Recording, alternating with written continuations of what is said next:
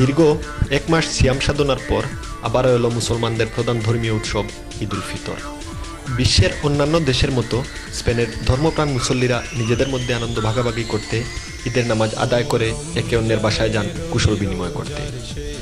স্পেনের রাজধানী মাদ্রিদের লাবাপিয়াসের পার্কে কাসিনোতে পরপর দুটি ঈদের জামাত অনুষ্ঠিত হয়, যাতে উল্লেখযোগ্য সংখ্যক মুসল্লিরা নামাজ আদায় করেন। সবাইকে ঈদের শুভেচ্ছা। ঈদ মোবারক।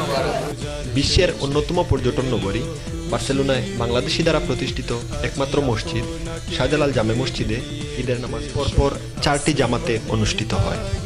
নামাজে বার্সেলোনায় বসবাসরত প্রায় সকল বাংলাদেশিদের উপস্থিতি ছিল চোখে পড়ার মতো।